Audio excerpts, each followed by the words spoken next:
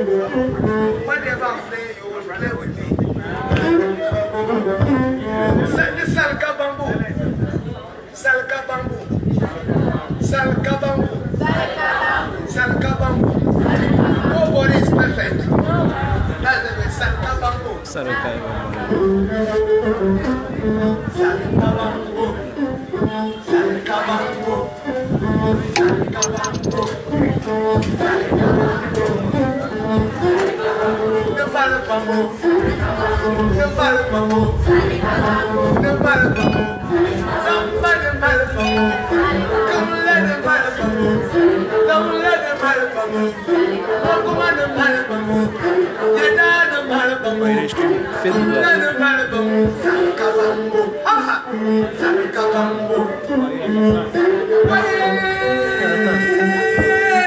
But this don't mean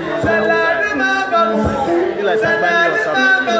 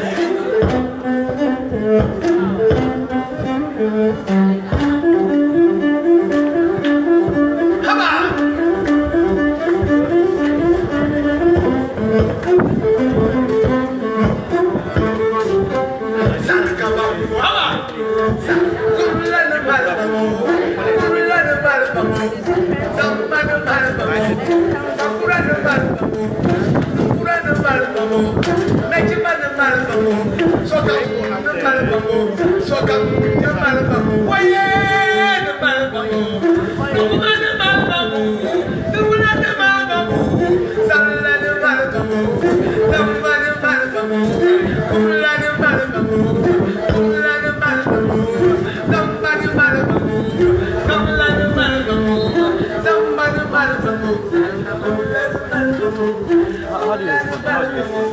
Okay, I want to learn. Zarekabon.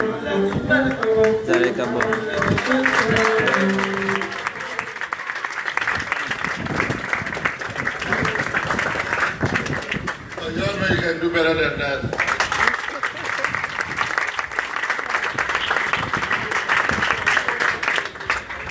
Okay, so thanks very much for gathering here today to honor 22 new writers who've just got published. And it's exciting, more exciting because we have the next generation of writers here too. So you all clap for yourselves.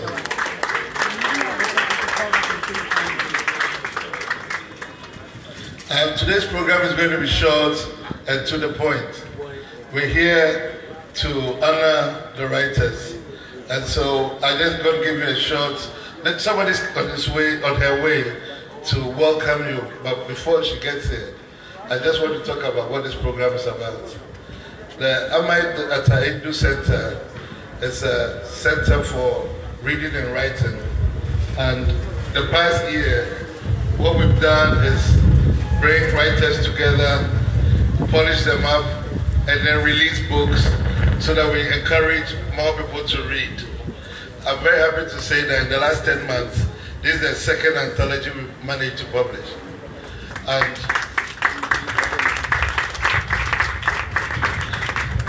this is the 34th new writer that will be able to unearth. 34th new writer that will be able to unearth. We'll be able to reach over 5,000 school children in reading programs that we have here. And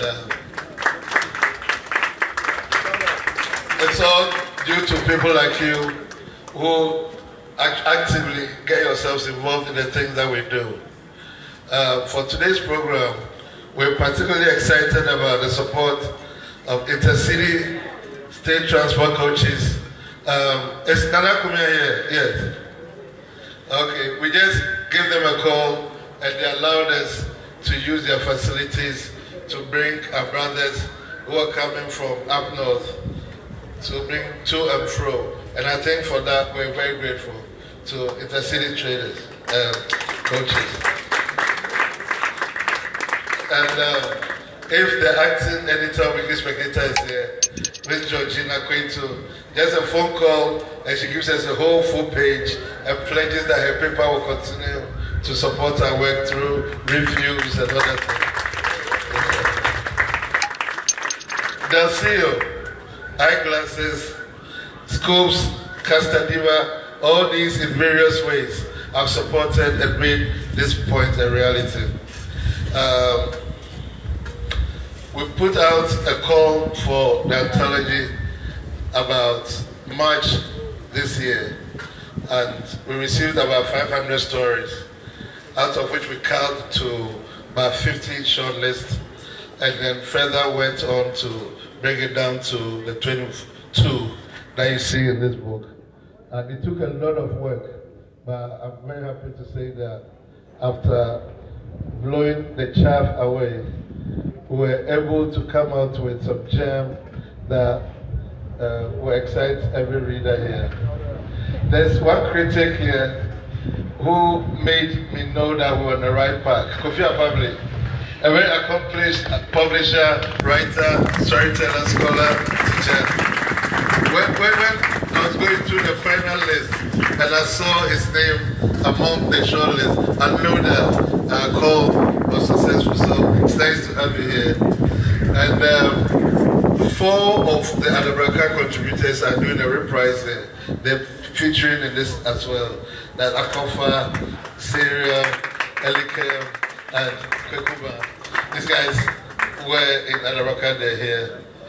This is the second of our three regional anthology projects. The first was about Larabanga colleges from Accra. This is about stories from the northern regions. The last one we'll do after successfully touring this will be stories from around the Volta Lake.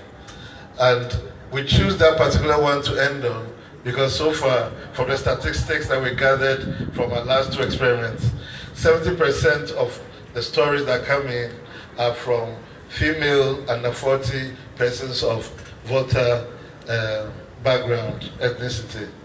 So we know we're going to have a really wonderful project there. So it's my queen here. Okay, if she's not here, we're going to move on straight to the next item on the project. So I'm going to call the acting executive director of the National Folklore Board. She's a wonderful person, an active member of Ghanaian society trying to bring history back. Ms. Nana Adwoa Asante, lawyer.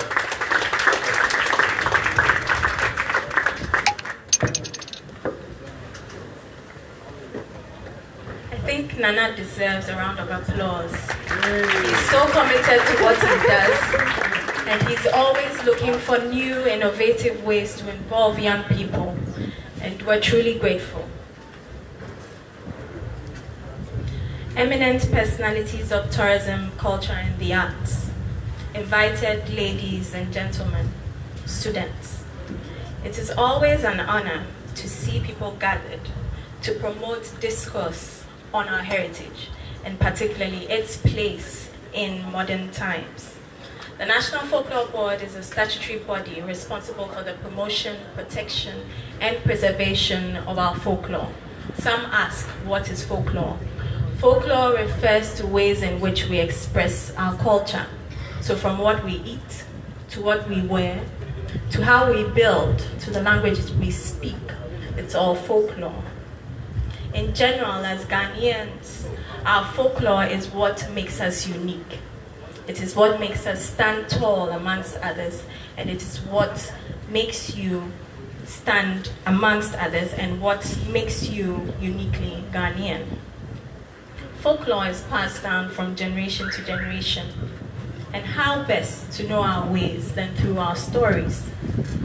Through our stories, we discover our history, we discover our roots, and we share our story with the rest of the world. The National Folklore Board has been engaging in a folktale documentation project where we invite new stories to be animated. So we're using modern technology to transform the way in which the young people can connect to our stories. The negative narrative of Africa can only be changed by retelling our story through stories. Stories span from fiction to non-fiction, which all play a role in correcting stereotypes, clarifying facts. Apologies, I'm apologizing on behalf of the wind. It's disturbing. Which all play a role in correcting stereotypes, clarifying facts, and re-engineering of mindsets. The art of storytelling is a part of our being as Africans, and it is significant. It's a significant element of our social, economic, and political development. Our stories and how we tell them tells our history, speaks to our present, and shapes our future. We know of Kwame Nkrumah, we know of Komfanochi, we know of the Larabanga Mosque, and this is all thanks to the storytellers who came ahead of us. To our 22 dear writers, I say Ayiko. To the new generation of upcoming writers, I say that you are pivotal to the perception about Ghana through the stories that you will tell. Retell the stories of our forefathers and mothers. Tell the stories of the risen Africa, and in all, tell the story of our blessed homeland, Ghana. Let us re-echo our identity as Ghanaians. Long live Ghana, long live us all. Thank you.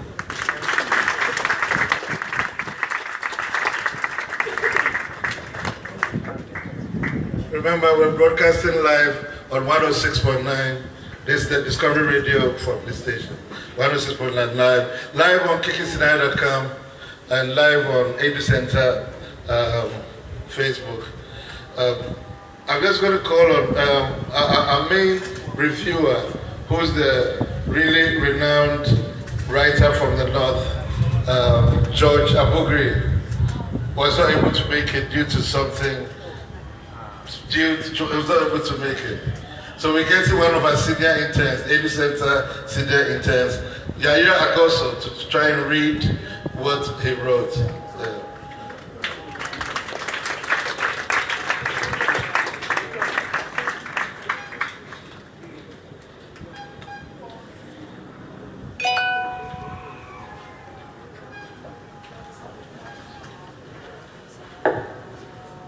Good afternoon, ladies and gentlemen. My name is Benedict Ayaragoso. I'm reading this foreword by George Sidney Abugui. A breadth of knowledge of Northern Ghana's culture, customs, and ways of everyday life. The anthology book, Larabanga, short stories from the Savannah, is a diverse, rich, and very interesting collection of 22 stories from Northern Ghana. As with most anthologies, the style and subject matter of the writers are diverse. It can be very enriching experience to read an anthology of short stories from such a fairly large number of budding and already established Ghanaian writers, with a variety of writing styles, viewpoints, and sociocultural experiences, as compared to reading a collection of a single author. Most of the writers are able to get the right balance, the balance between literary techniques, story plot, and structure of narrative. The dominant theme of the stories in this anthology are the author's expressions of the social and personal conflicts in their lives. Some of the most recurrent themes are the challenges in navigating the mysteries of love, forced marriages and child marriages, superstitions, discrimination against women, dysfunctional family relationships, the challenges faced by the young graduates posted to places far from home for compulsory national service, crime, and travel. With such a rich collection, the editor of this anthology, Nana Echampon, must have faced a challenging task in selecting and arranging the stories in this anthology, but in the end, he has come up with a collection that adds to the depth and breadth of knowledge of Northern Ghana's culture, customs, and way of everyday life. The stories in this collection will shock, delight, make you laugh, cry, curse in anger, reflect or reminisce, and curse not. One of my favorite stories in this anthology is No Room for Love by Na Yeme.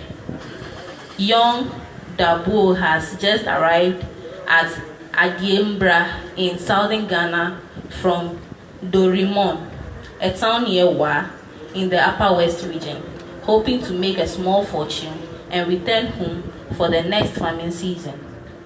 At the house of the chief of the Dagaba community in Adiembra, Dabo comes face to face with the most beautiful person he has ever set eyes upon. In compliance with the Gaba customs, Dabo, Amina, and Amina's father travel home to Wa together for an intended marriage ceremony. The day of the planned escape comes. Dabo arrives at Amina's house and finds it empty and eerily quiet.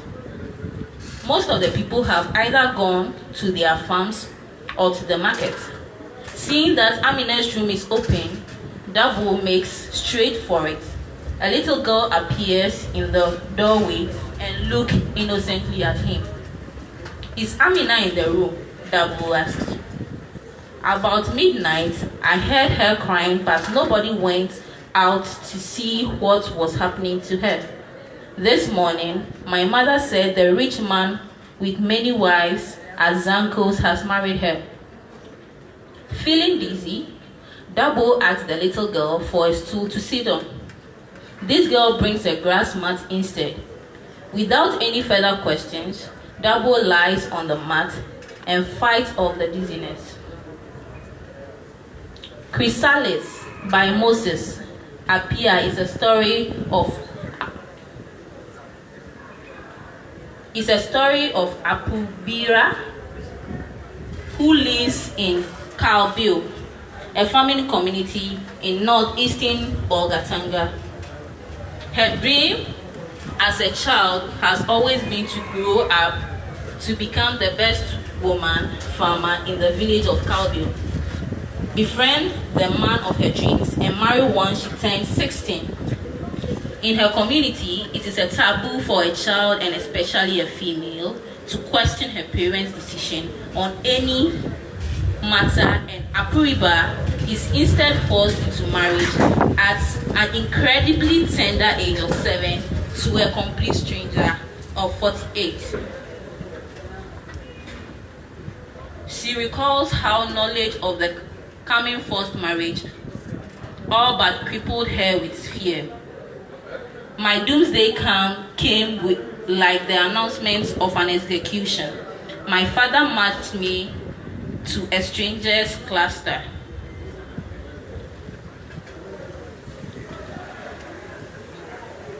Of 3 huts in the fenced compound that felt like a prison, and he introduced the slayer to me as my husband. He was already 48. I was only 7. He was already married with children who were older than me, she recalls. After a short while, Apubira runs away from her husband but is caught and brought back to him, whereupon the man rapes her. The stranger was mad. He tied me to a wooden pillar in his dark, smelly room until it was night. Despite my struggles and my tears, he had his way with me violently. I was ripped apart, really bad, and there was blood everywhere. For 2 weeks, I was forced to endure at his whim this torture. Locked inside his dank prison, I had to learn how to walk. Ursula Abanga's Sunday is a chatty and lively account of a bustling family life in a rural setting in northern Ghana. Sundays are for Yelimaki Ahik, the protagonist of the story, a special day for a variety of reasons. Sundays are the only days of the week the family eats a meal of yam fufu and groundnut stew instead of the usual tuozafi or banku. From gathering of firewood and peeling of the yam through cooking to pounding of the yam and cooking of the soup, preparations of the Sunday family fufu meal is a communal activity which gets everyone in the family of 9 very busy. It is the only day of the week no one goes to the market or farm, and Yelim Ahik is able to enjoy the company of his parents and siblings. These are great stories to keep you company in the sitting room, at the bus stop, on a plane or in a bus, in a banquet hall, while lying in the comfort of your bed, or on your way to work. Don't be surprised if you find yourself reading this book over and over again. Thank you.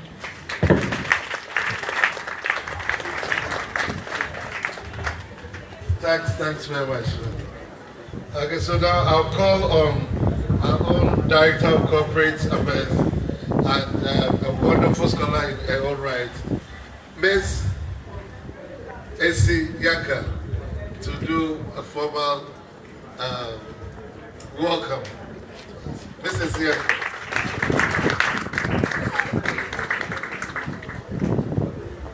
Good afternoon. On behalf of our President, Professor Margaret Crabb, the entire student body, we'd like to welcome our special guests and all of you here today. We are excited about the work of the Aidoo Center of Excellence. Let's give the audience a round of applause. I think we're looking forward to more creative work from the center, and we believe that this is just the beginning of great things to come. Once again, let me welcome you, and we look forward to a great event. Thank you. Thanks, Mr. Yaka. Okay. Yes, Miss Rodlin, Ibora Yana in here, please. Okay, she must be on her way. But before she gets here, I'm going to call on Dr. Akushi Abdallah to tell us why it's important for us to write our own stories. Dr. Abdallah, she brought her own mother here, but she thought this was the most wonderful act. Dr. Abdallah.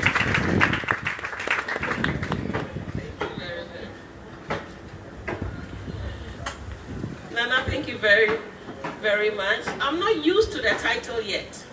The title is still flying around. And so when I'm referred to as doctor, I get confused and I look back.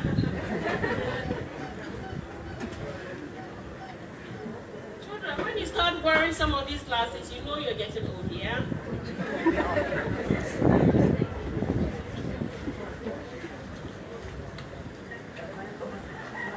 Hello? Hi. Hallelujah, hey. Praise God, hey. Assalamu alaikum. Distinguished writers and colleagues, ladies and gentlemen, media, children, hello. Hi. Good afternoon to all of you. I'm grateful to have this opportunity to mingle with the creme de la creme of the writers fraternity. I must congratulate AUCC and the Aidoo Center for Creative Writing for this beautiful initiative. I salute the prolific and creative writers, 22 of you, 5 regions, 1 anthology, 1 anthologist. I owe to all of you in advance. I believe this is a beautiful contribution to literature in this country and beyond. I appreciate and acknowledge the themes on unspoken taboos of rape, torture, child sexual abuse, childlessness, forced marriages, and many more. Our premier president, Osagyefo Dr. Kwame Nkrumah, made it clear that in studying the arts, we must not be content with just the accumulation of knowledge about the arts, but also contribute to the development of arts in Ghana and the entire African continent. He asked us to promote African literature with our own themes and stories which are relevant to our growth and aspirations.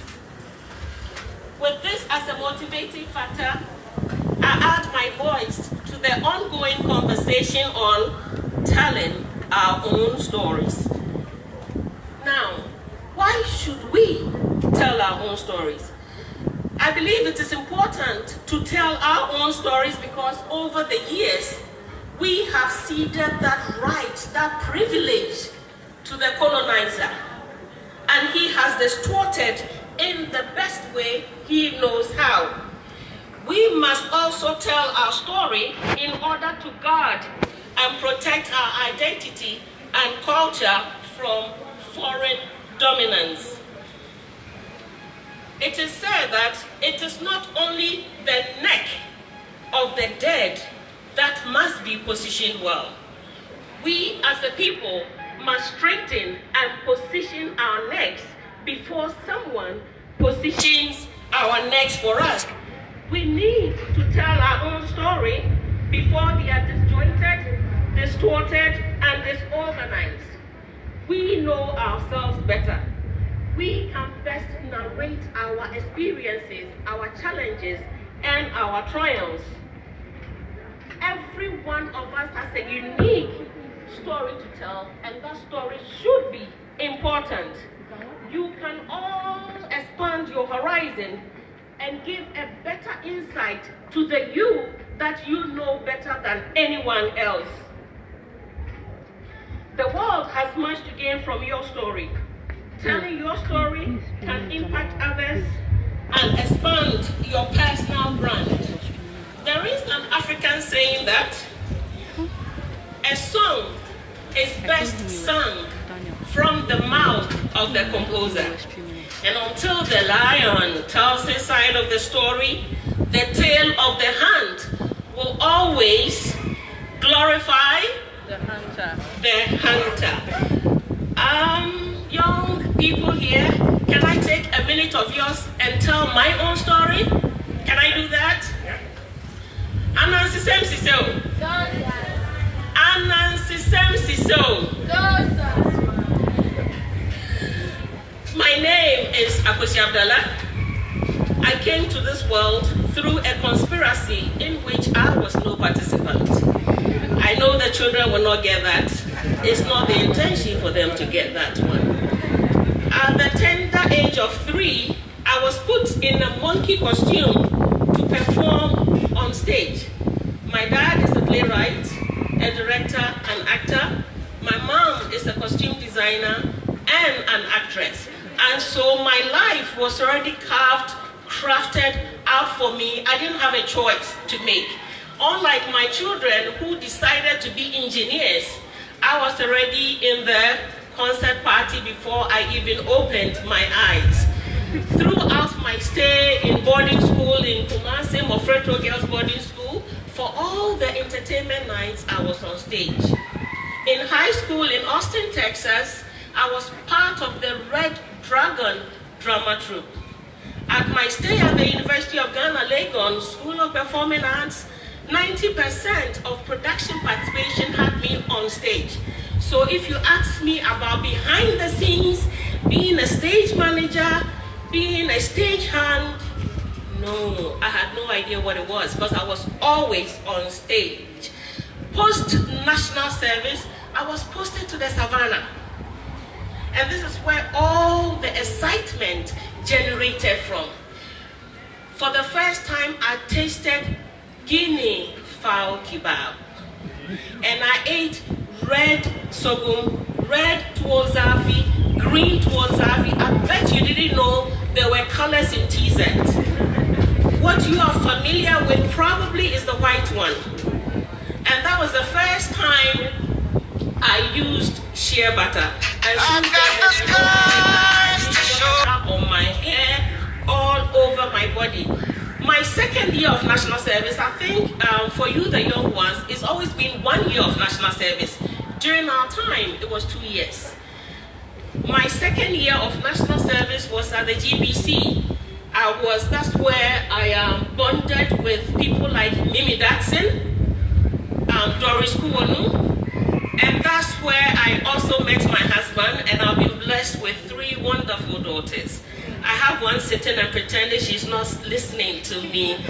I always refer to her as my husband's daughter because none of them resemble me. Isn't that so sad? Sorry, look at my And throughout my professional career, I've been on television a couple of times. Honorable Kojo Yanka cast me in his famous Inspector Bediako series. So for a very long time I was on stage. I did a few commercials. Those who remember say, buy one, get one free, because I was trying to sell Omo. I've also been on radio trying to train you, the young ones sitting here. It was a weekly magazine program on raising teen kids, and I believe all of you are teenagers or getting there.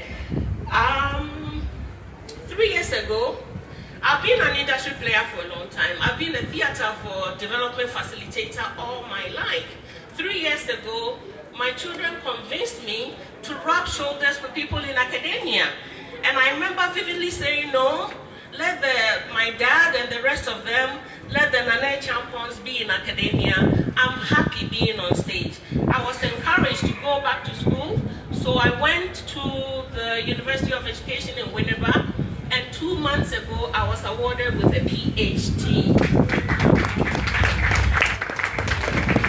I am now the director of the Community Youth Cultural Center at Kaukudi. How many of you know where Kaukudi is? Do you know where Kaukudi between 37 Pig Farm? Do you know where it is? Okay, so make it your business to visit us at the Community Youth Cultural Center. We do more than tell stories. We take children through the rudiments of the skills development. We take them through the 3 legs of the performing arts, music, dance, and drama. We teach them how to string beats, sew, and bake. So I'm extending a courtesy to all of you to come and join me there. Telling our own story mitigates the misconception people may have about us. Our stories give us identity.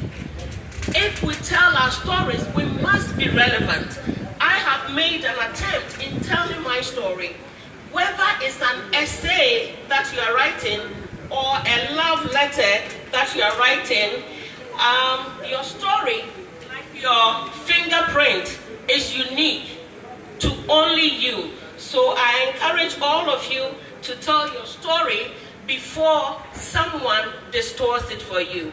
Thank you. I remain Akosi Abdallah. Thank you for your attention.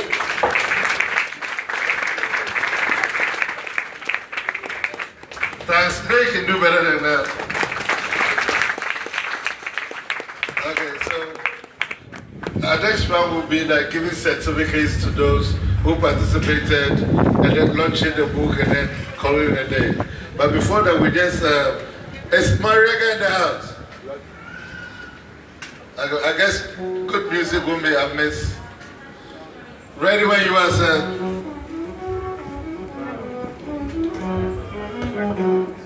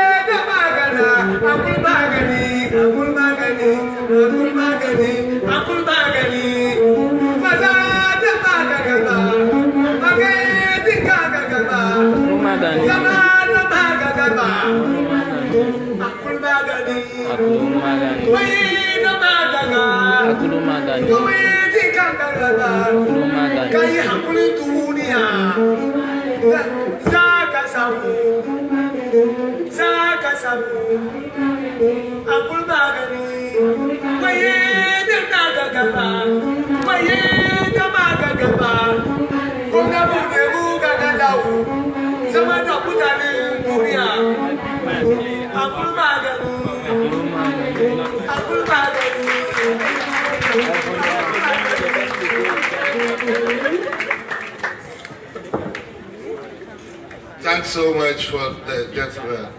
And now we're going to award certificates of appreciation to those who helped us do this just before the launch. And is Nana Kumia here, please? Okay. This is not so good news, but it's not bad at all. Yes, that Rodelyn Imoru, she was supposed to have done the launch. She said she got caught up in traffic, turned the wrong way, and she finds herself in a very different direction. I've told her that we're finishing the next 30 minutes, so she must know we appreciate her, but she doesn't need to come. She's going to take her time and try and get here, but we're not going to wait for her. So I'm going to call on our own corporate director to do this first, and I'll ask her to come and do it again. To award spectator this certificate that shows how much we appreciate their coming to help us. So if Ms. Georgina Kwetu is here, please let's do this to show that we appreciate you, and that hopefully for the tour of the next 5 regions, spectator will be on board, and you hang this on the wall. The next few Aidoo is coming out. And so thanks very much for you. While you're here, while she's here, we'll give a few more to some writers. Elikem Aflagwe, second time, Elikem.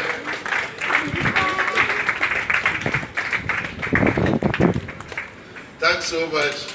The second time, he was also in Larabanga, and he's right here in Larabanga. Kofi Agbabli, and you know, a publishing house, they just published John Collins' new book on her life.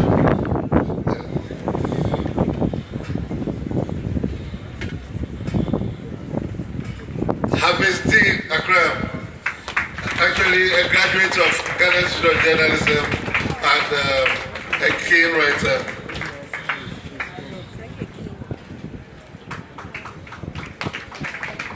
Ama Kudedo, she's the most seasoned amongst authors, and she and her 2 daughters made it to the cut, and she and the other daughter actually made it through to the final. Ama Kudedo. And some good prodigy here too. Aidoo Bene, Professor Bene's grandson, I believe, also a very good writer. And then Aidoo Bene, yeah, good stuff. Yeah. Thanks for that. So now I'll call on Dr. Abdallah to come and help us with the rest of the field. Oh, how many are here?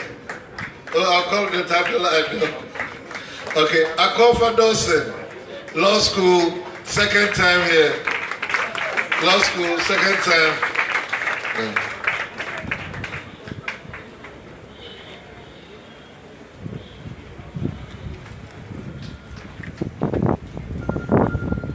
Kwaku by action floor, second time.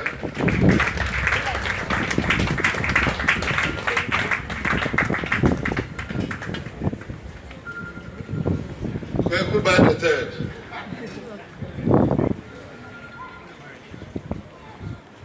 I guess our Queen Mother just moved the Queen Mother of Larabanga. Now welcome. And Kwesi said, in normal life is Dr. Michael in Japan, medical officer, second time around. You're good.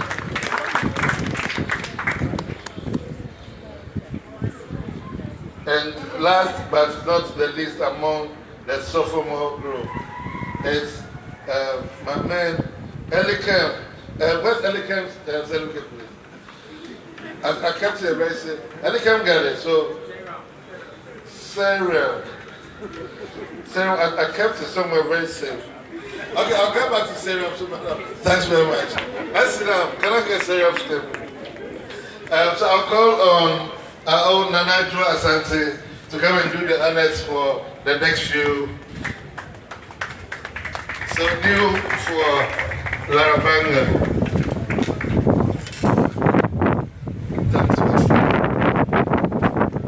Jacob Amano Osai. Jacob Amano Osai.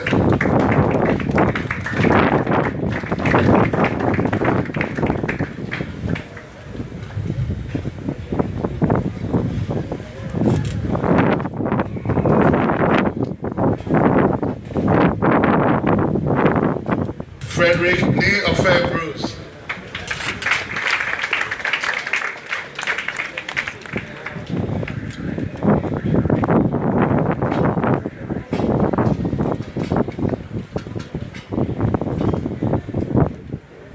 Sarah Asima Agodoa.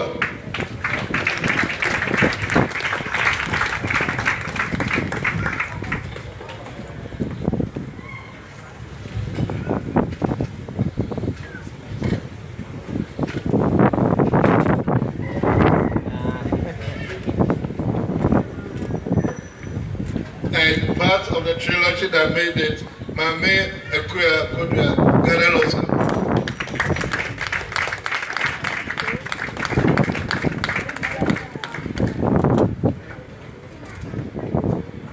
Thanks very much. Appreciate it. Okay, so can I please call on the Queen Mother of Larabanga to do the final honors, please? Welcome, our Queen Mother.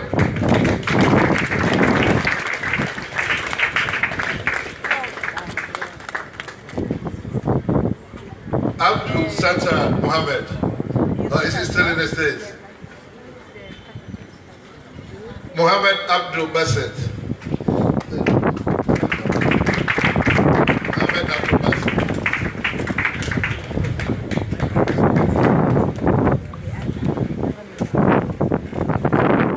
Moses Apia.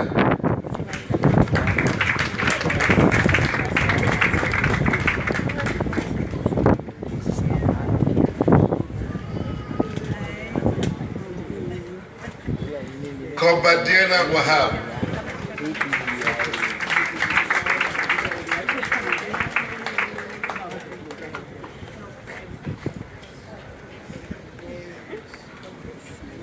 And the author that the editorial board dubbed the next Aidoo, Esela M. Abanga. The next Aidoo.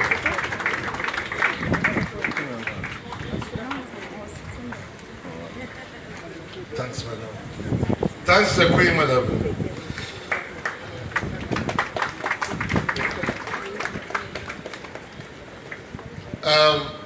Now I just want to finish the talking bit. So I'm going to call on the editor of Weekly Spectator to just tell us why she wanted to sponsor this. Then I'll call on Dr. Window to see what she's got to say, and maybe Robert will say something as well. So, hello, madam. Thank you. Good afternoon, distinguished ladies and gentlemen.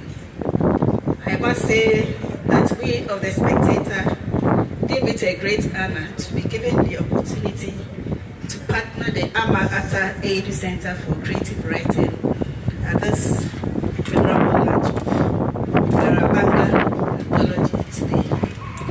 The Spectator is a weekend newspaper of the New Times Corporation with the slogan Weekend Companion. Our sister paper is the Ghanaian Times, which is a daily newspaper. The Spectator has a target readership of a cross-section of the general public with a focus on the youth and the children. The major policy of the paper is to reach a sizable percentage of the Ghanaian population with our exclusive human interest stories for our readership, and also to raise social issues for debate, education, discussion, and action. The paper maintains its policy of being the source of factual and reliable information for the public. Our focus is also on the arts and entertainment. We are therefore happy to be part of this launch of Larabanga, short stories from the Savannah, because it falls in line with our mission. Besides, it offers us the opportunity to highlight the mission of the Spectator to project the paper. As we launch Larabanga anthology today, it is our hope that it will encourage the youth to be more creative, to bring to the fore social issues, as these 22 authors have done. I congratulate all the authors for their creativity and take this opportunity to express our appreciation to the Amata Aidoo Center of Creative Writing for inviting the Spectator to be part of this memorable launch. Distinguished ladies and gentlemen, thank you for your attention. Thanks very much. Dr. Window.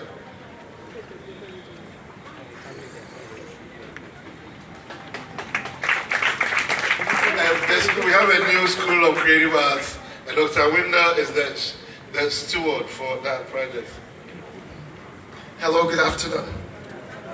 I'm not a writer, but there are certain things that we can do, that maybe writers would envy us.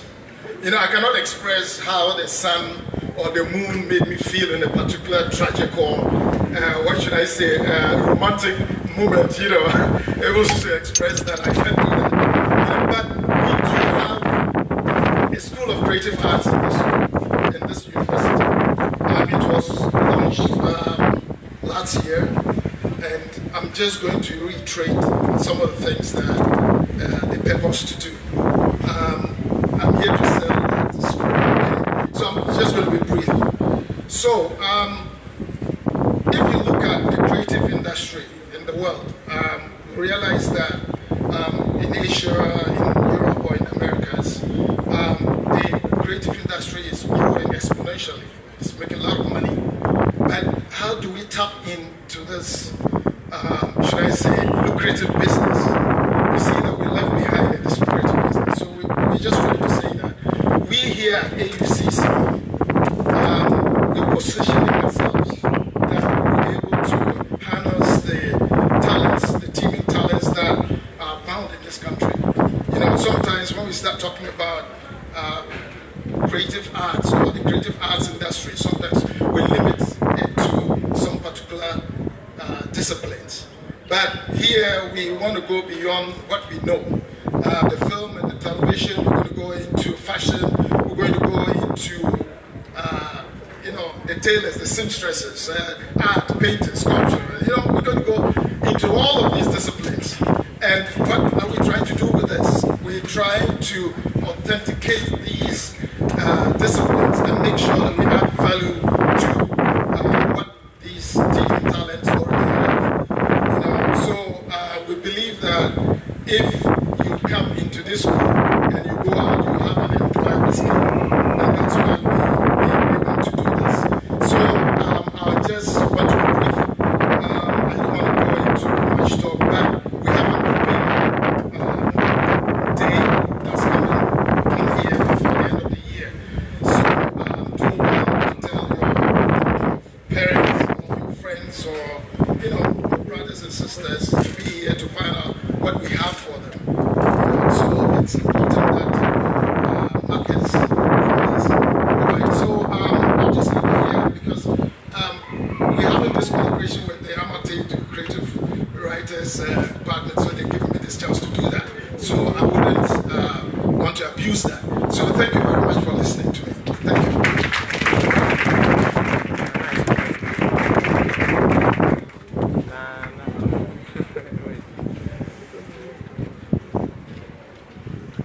So our last performance, and then we unveil the book, and then we all go home after the refreshment. Is our man in the house? Yeah, I'm on my way coming.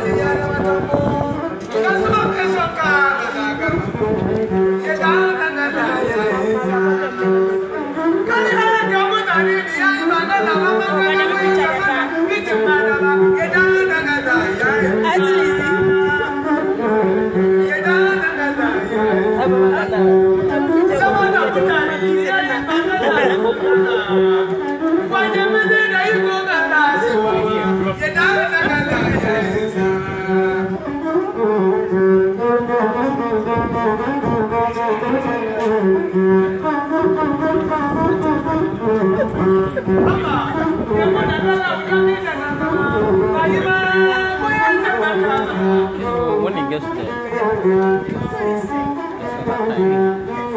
Not today.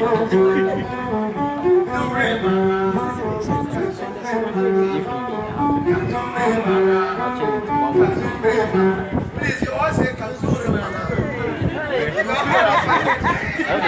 Yes, sir. Yes, you are invited. Zena. Kanzuri.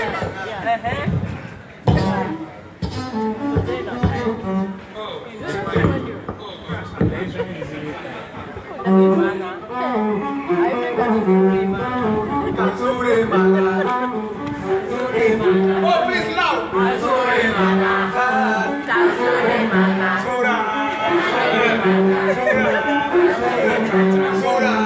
Azure mana.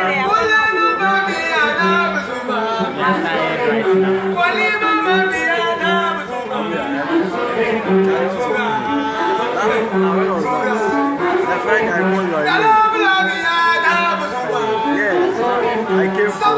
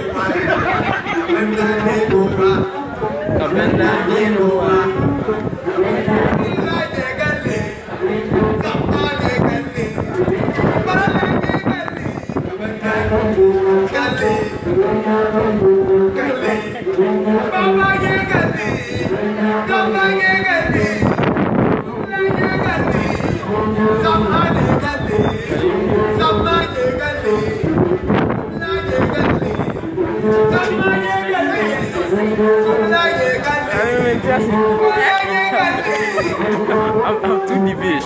I'm not going to Just move fast.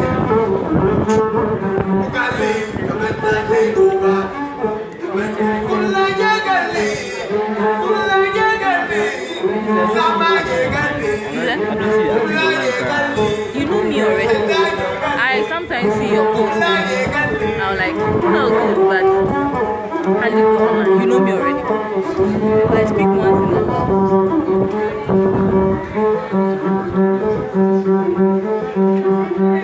Let me go and get the water ready.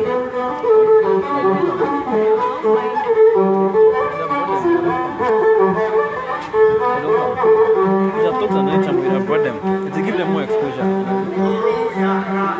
Oh, sure. I want you to help me promote my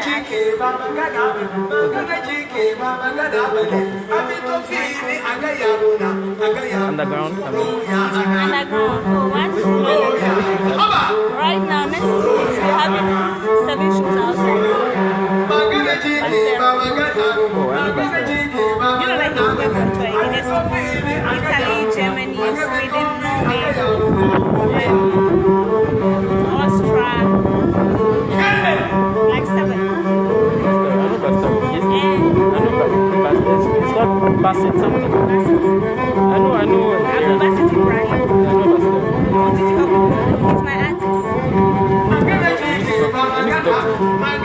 I know him personally, but I don't think he knows him. I've seen his second. He doesn't know him. Via social media. What are interviews from TV stations and radio stations? You have that. We can go. No, everything is protocol. It's who you know. Who you go beyond to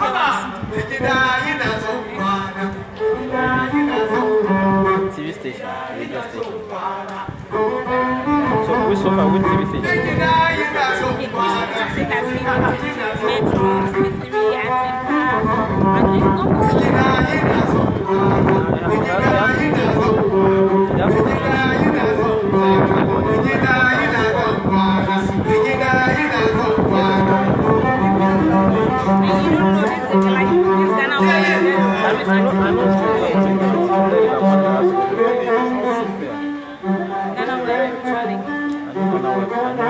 Last one, Dr. Vivi